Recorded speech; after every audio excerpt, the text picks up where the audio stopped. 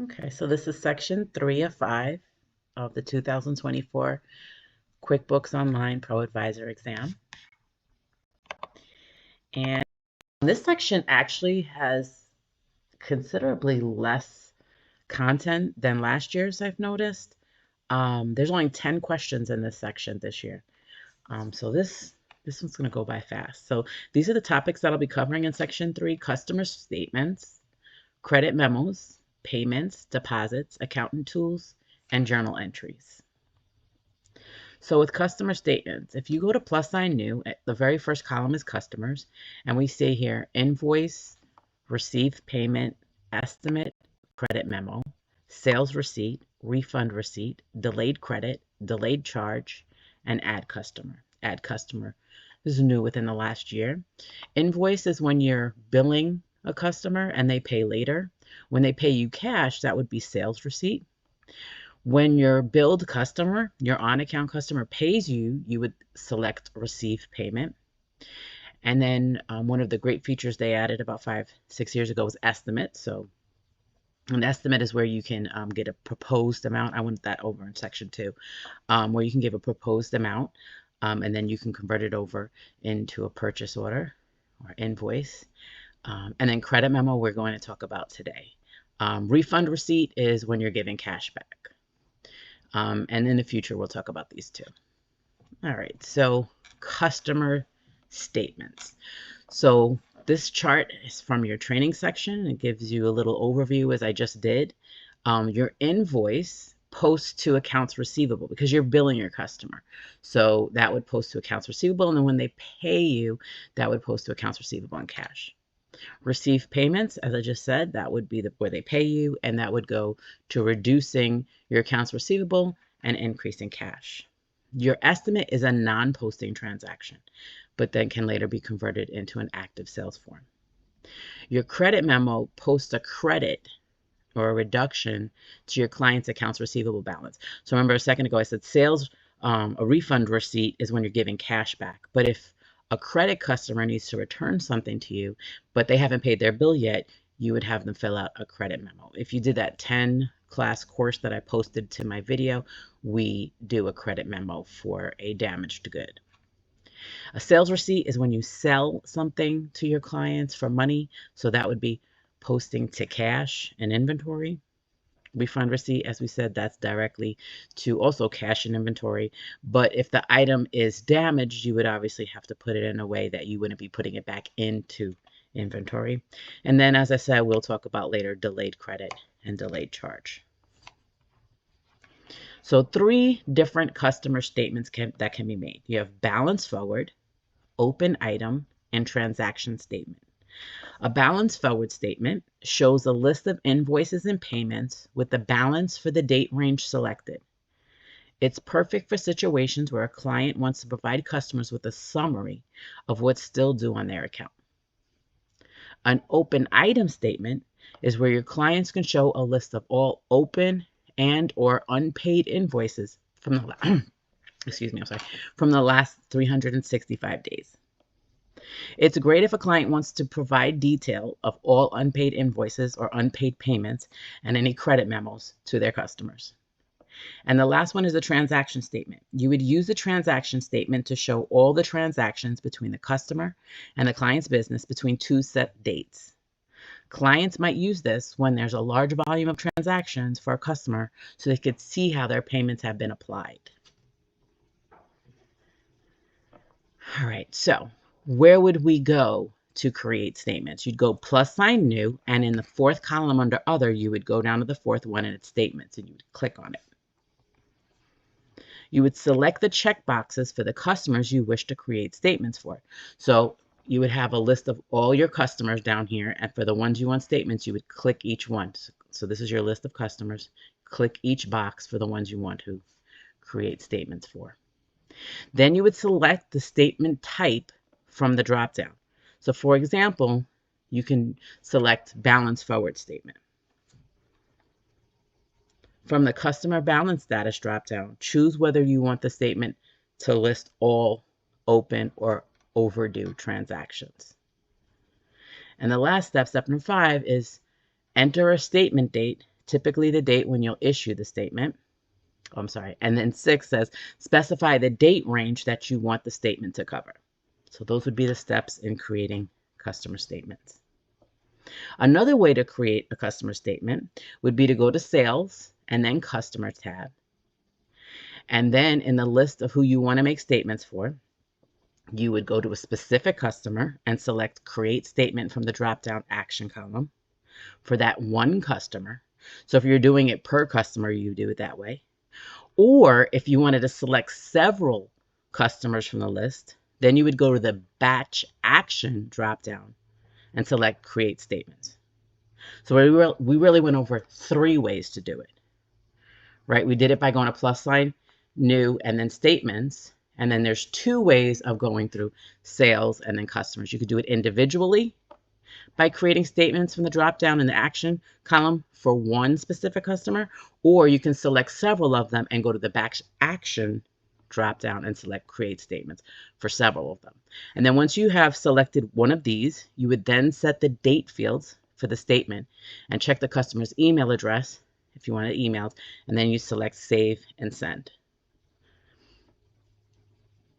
Another way to create and send a customer statement is to go to Sales, Customer, select the customer to open the sales detail screen form, and then click New Transactions, followed by Statements. So here's one more. Sales, then Customers, then go to New Transaction, and then select Statements. So let's look at, the last part is a Reports tab. So you can go to the Reports tab, and if your client wants to review statements for one or more specific customers, they can run what's called a statement list report. So they can go to the Report Center and type in Statement List Report, and then this would list all customer statements for the current month to date. You can double-click any item that's on the report to explore further. To delete the statement from QuickBooks Online, you would select Delete from the bottom of your screen of any report you no longer want on the screen. So here's some questions on customer statements. Which 3 types of customer statements can QuickBooks Online generate? Statements that show a balance forward, statements that show only open transactions, and statements that show all payments. Question number 2. A client wants to send out a statement that reflects all unpaid invoices, unapplied payments, and unapplied credit memos. And in other words, they want all open sales transactions for the last 365 days. Which statement type is this? That would be open item. Another question. Which 3 ways can you create customer statements from the Sales, then Customer? 1, you can create a statement for one customer by going to the open the drop-down in the Action column and then select Create Statement. So you just went into Customer, you have your list of customers, you go to that one customer, go all the way to the right to the Action column and select Create Statement. That's one way. Another way to create a statement for multiple customers is to select several of the checkboxes in the list and then select Customer Statements from the Batch Actions drop-down menu. And the third way is to create a statement for one customer by opening the customer's details screen and then select Statement from the New Transaction drop-down. So when you go into Sales and then Customers, you would double-click on a customer and select that detail screen. And then in the top right, where you see New Transaction, you would then, from the drop-down menu, select Statement. So those are the 3 ways you could do that from Sales tab, then Customer. The next thing we're going to look at is customer credit. So a credit memo is posting transaction that could be applied to a customer's invoice as part or full payment. A credit memo doesn't refund the customer. Remember that would be a sales refund, right? So if you were getting money back, that would be a refund. But if you're getting a credit memo, that's just getting applied to the invoice. So it's not an actual money out transaction. Credit memos reduce accounts receivables, but not cash. To record a credit memo, there's 2 ways. You can either go to plus sign New, and then under Customers, you select Credit Memo. Or you can go to the Sales tab on the left-hand navigation pane, go to All Sales, New Transaction, and then select Credit Memo. Either way, once you get into your credit memo, you're going to fill in all the section, the customer, the product, service, the quantity, the amount, and then you're going to select Save and Close. By default, QuickBooks Online automatically applies the value of any credit memos to an existing or new customer invoices. So this feature is controlled by the automatically applied credit setting that's in your advanced tab of the account and settings. So remember, you access for your clients, you access accounts and settings by going to the gear icon, and in the very first column under company, you'll see accounts and settings. The very last tab there would be the advanced tab, and then you would go to the automation section. This setting is great for clients with simple accounts receivables, for instance, just a few invoices per customer. However, clients who have higher volume or more complex account receivable workflows should use it with caution. If clients want to apply credits manually, then they should disable the slider. So again, you'd go to the gear icon, you'd go to account and settings. The very last tab is advanced, and in the automation section is where you would see the second one down, automatically apply credits. So this is on. If you needed to disable it, you'd slide the slider to the left to disable, and then you would save.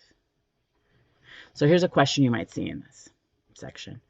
QuickBooks Online automatically applies the value of any credit memos to existing or new customer invoices. This feature is set to be on by default.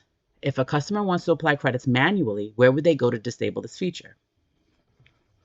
Or another way to ask the question, meaning there's a couple of questions that are similar. Another way you might see this question is, where is the toggle switch to disable credit memos? So it could be asked either way. But either way, the answer is going to be this. You'd go to Account and Settings, Advanced, and then Automation. Or it might just have as the answer Account and Settings, and then Advanced tab. So it's going to be one of these two, and it's going to be one of these two if you have this question. All right, what are two ways to create a credit memo in QBO? So you can go to + New and then Credit Memo, or you can go to Sales, All Sales, New Transaction, and then Credit Memo. We're also going to look at vendor credit. So vendor credits in QuickBooks Online allows your client to record credits to their vendor account payables so that they can apply them to an existing or future bills received from the vendor. So this is the opposite of credit memo from a customer. This is us. We have our vendors, and we might get an item that is flawed or that we didn't order. It was sent to us by mistake, and we call them. And okay, go ahead and return it to us, and we will credit your account. So this is where we, as the client or your client, has to call their vendor and get a credit. So what happens is, again, it's on our end, but it's going to still be the same thing. It could be applied to an existing bill that we have open, or it could be held as open and applied to a future bill. By default, QuickBooks Online automatically applies the vendor credit to the oldest bill for that vendor. So if a client wants to apply credits manually, they can disable that option by going to the Accounts and Settings and then the Advanced tab. So the same thing we saw a second ago. And we have to turn off Automatically Apply Credit slider. Once you disabled Automatically Applied Credits, then after creating a vendor credit, the client has to manually choose the bill to apply the credit to on the Pay Bill screen. To do this, they'd go to + New Vendor Credit, or they can go to Expenses Center, New Transaction, and then Vendor Credit. And in the Vendor Credit screen, from the Vendor dropdown, they would select the vendor the credit is for. Then next, they would fill out the payment date, the item detail grid, product service column, and the description column box, the rate, and the quantity that's going to be credited to them. In the customer column, they would add the customer the item was ordered for, if it's linked to a specific project. And then in the memo fields, your client can add any additional notes that they want, and they would then select Save. Step 2, apply credit to a bill. From the left-hand navigation, they would select Expenses. Here, your client can see the credit, the vendor credit, and the original bill. From the original bill of the returned item, they would select the drop-down icon in the Action column and then select Mark as Paid. In the bill payment screen, you could see that the QuickBooks Online had already applied the vendor credit, reducing the amount payable to your vendor. So here's questions that you might see for this. What are 2 ways to use a vendor credit in QuickBooks Online? You can apply it to an existing bill, or you can hold on to it and apply it to a future bill.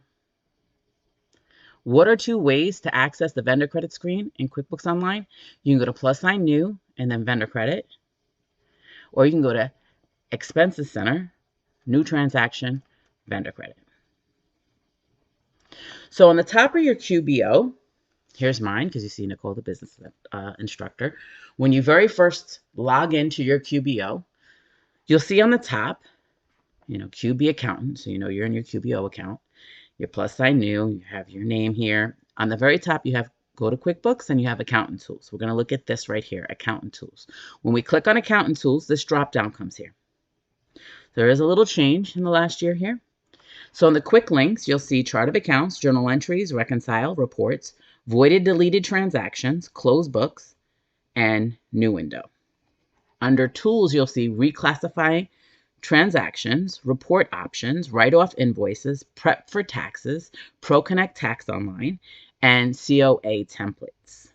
So your chart of accounts templates, that was added on here, which I think was really important because for those of you who have been doing bookkeeping with QuickBooks for a while, if you remember, they changed the template for the chart of accounts, and for clients that are not computer savvy, it was very confusing. So this is where you can change the user screen to be a little bit more user-friendly for those clients that didn't like the change.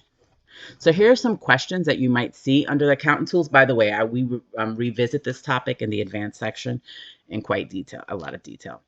Which user has access to the voided deleted transaction tool? Only the accountant users.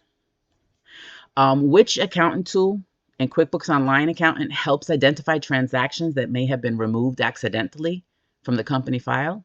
That would be going to the voided deleted transaction. And the last one, what are 2 tools you can use to identify possible issues in a QuickBooks Online company? You can go, if you're an accountant, you can go to your voided deleted transaction tool, or you can encourage your clients, because this could be seen by all users, you can go to your transaction journal report. So where would we find that? So that's why I put this over here. In anywhere you go, whether it be an invoice, sales receipt, on the very bottom, you'll see a tab that has more. You'd click on more, and then above there, one of those choices would be transaction journal report. When you click on that, it immediately takes you to the specific journal entry of that transaction. So when I'm teaching my class normally and I see somebody's off or there's something that's wrong, I'll have them go down to that more, go to the transaction journal report and look at the journal entry. If you have a background in accounting and bookkeeping, it'll help you understand a little bit more what that transaction breaks down into. Bank deposit options. Clients sometimes receive deposits that aren't related to customer transactions. Some examples could be refunds, cash contributions from the owners, or proceeds from loans. Adding these as income deposits would lead to confusion and inaccuracy with future tax payments. Simply put, deposit transactions are used for any money coming into the business that isn't subject to sales tax or income tax and doesn't have to be matched to a sales receipt or an invoice in QBO. However, clients still need to record and categorize these transactions to the appropriate account in the chart of accounts. So where would we go? On the left-hand navigation, you go to transactions, and then you go to banking or bank transactions. When would a client use the deposit transactions? Well, here are some of the cases where a client would use this particular feature. The client receives funds from loan proceeds or contributions of cash from owners. The client receives a refund from a vendor and wants to record it directly against the expense account or to a refund received income account. For example, if you have a vendor that you most likely won't be doing business with again, and you paid them already, you might want to take the monies that were returned back and put it into a refund received income account. The client doesn't record income using sales transactions, let's say invoices or sales receipts, and wants to record deposits directly into income accounts. Or the client receives a refund from a tax agency and needs to record it to reduce the tax liability or expense account. An employee reimburses the client's company and the client needs to record the reimbursement against the employee loan receivable account. Or the client can also use the deposit transaction workflow with negative deposits. This could be for a bounced check or when a customer refund amount exceeds the amount they're depositing. So here are some questions you might see in this section. In which scenario would you use a bank deposit transaction? So I actually listed a couple here, but have them all in your notes. When a client wants to record a small business loan amount received, so maybe they got a small business loan, or cash contributions from an owner, or when an employee reimburses the company, or when a company doesn't record income using sales transactions like invoices and sales receipts and wants to record directly to income accounts. So I threw a couple in here. I just listed several of them on the slide before. Make sure you have them all in your notes. And in which tab of the banking center do bills and receipts appear after they're added? That would be receipts. So if you remember, let me bring this up here because this actually changed. So I forgot to mention that. This actually changed. And this isn't what it's going to look like in QBOA. So the reason why I threw this on here is so that you could see the QBO Plus. Remember, I've mentioned before the Craig's Landscaping. That's our test drive. So if you want to see this, the differences between the QBO, your client's account, and your account, it looks differently. The banking tabs. So for a QBO Plus, your client, they're going to just see bank transaction, receipts, and all sales. So the question they had here was, in which tab of the banking center do bills and receipts appear after they're added? And that would be under the receipts tab. And then we end with the workflow. So there's several workflow procedures that are covered. And one of them, staying with the receipts tab we just talked about. If you're in the receipts tab, there's 3 things under there that pop right up. You can upload receipt files from your computer. So one of the things that's really cool is you could take a picture if you're somewhere of a receipt and then send it to yourself. And then when you get to your computer, you can upload that receipt. Or you can upload it from a Google Drive. So Google's huge and popular now. And so a lot of people use the Google Drive and Google Share. And then the last one is forward from email. You can set up receipt forwarding with a unique email address that you add in here. The next workflow we're looking at is the pay down credit card feature. This came about, I don't know, I want to say 6-7 years ago, but I absolutely loved it. It wasn't anything that they had before, and so we had to do extra steps when it came to making credit card payments. And when they added this feature, it was great. So you'd go to the plus sign new, and on that left navigation, and you would see pay down credit card. It's in the last column to the right under other. And so this feature uses a client-friendly language to help clients make the right choices and avoid some of the most common mistakes with credit card payments. It ensures that charges are categorized correctly, as a credit card liability is not an expense. So I think QBO realized quickly with transitioning between desktop and QBO, one of the things where clients really weren't understanding that when they use their credit card, it wasn't always just an expense, because for the most part, you look at credit cards as a cash account. And so, yes, there are associated expenses with that, and you will label that and acknowledge them when those expenses come monthly with your bill. But yeah, there was a lot of mistakes, unfortunately, that were made with small business owners that didn't have bookkeeping experience. And so when they added this feature, it was great. And to use the pay down credit card feature, you would select the plus sign new, and then you would choose pay down credit card from the last column. The next one we're going to look at is transfer of funds. So your client may have multiple company-owned bank accounts from different purposes. For example, you might have a payroll account.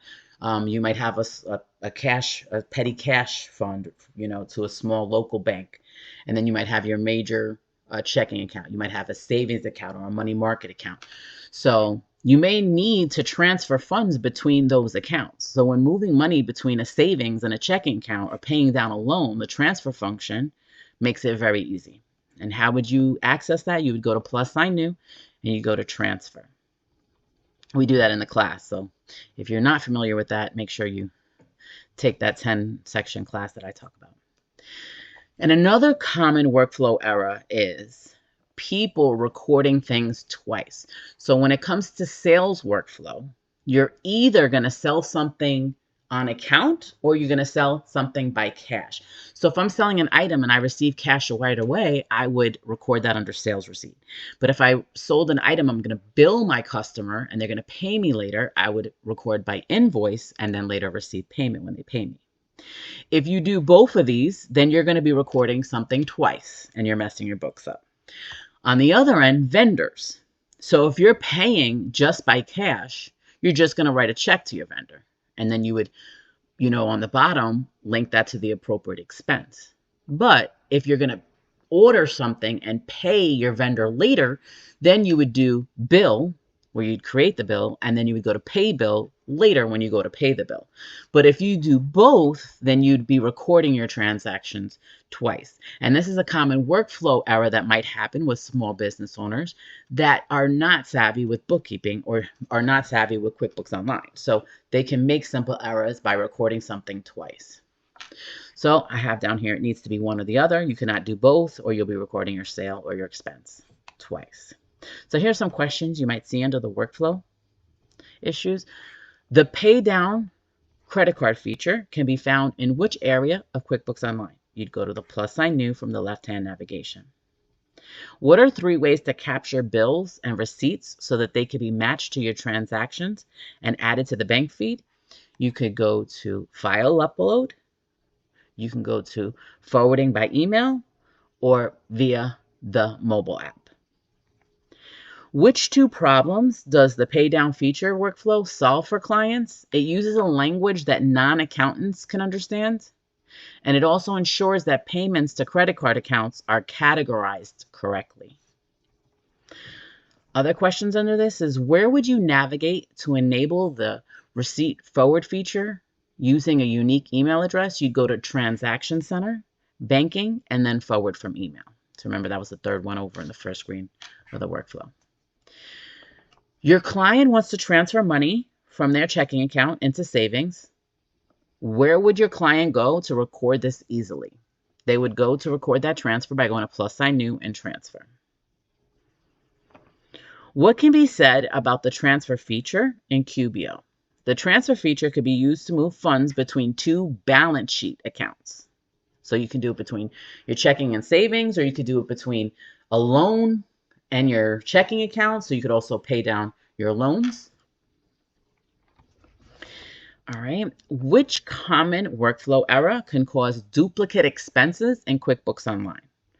Well, that was that sales workflow issue or expense workflow issue where you're double recording.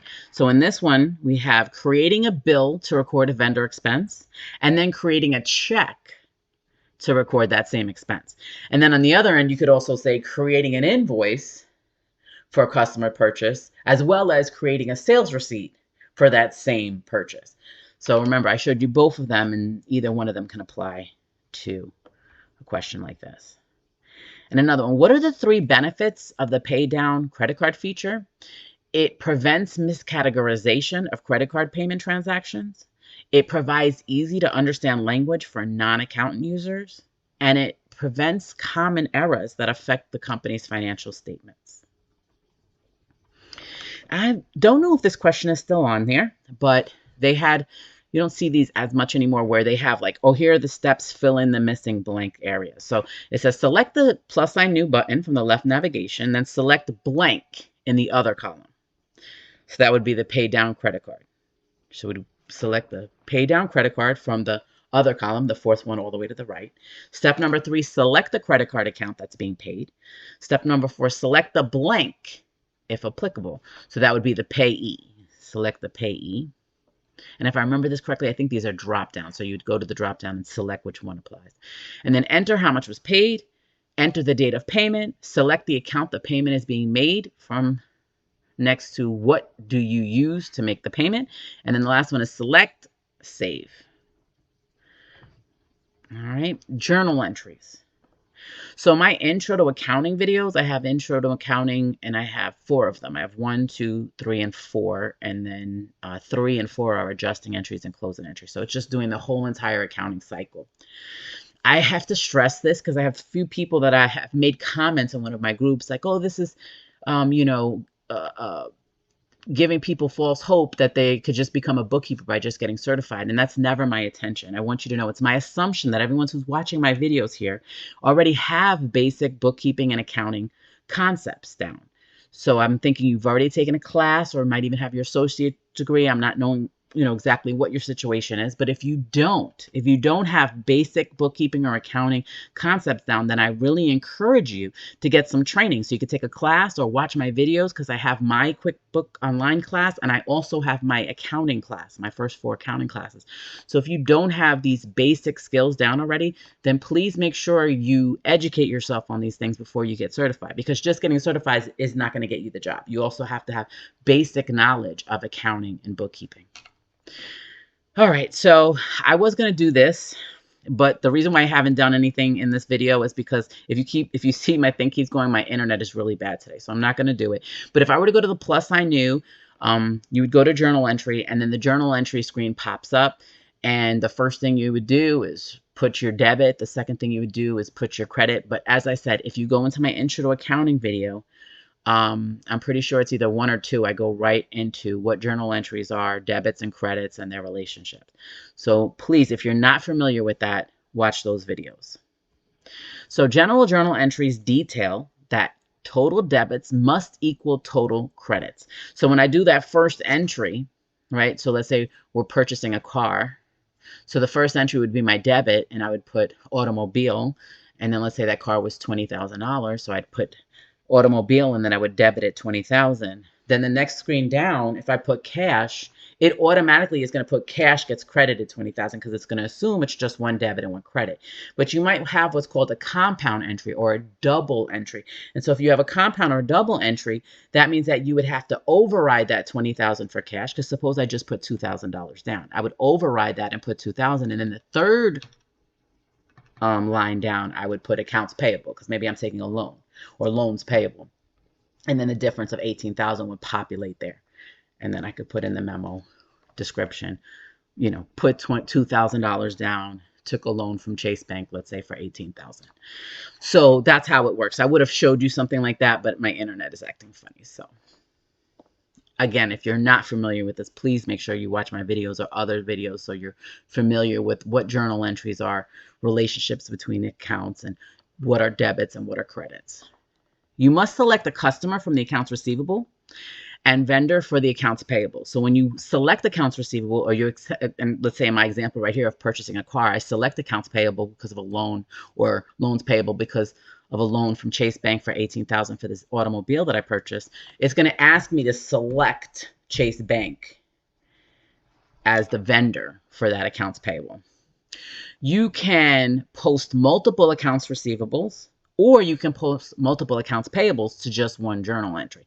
So for example, in my purchasing a car, suppose for the $18,000, I borrowed $9,000 from Chase Bank and $9,000 from Bank of America. I could split that up.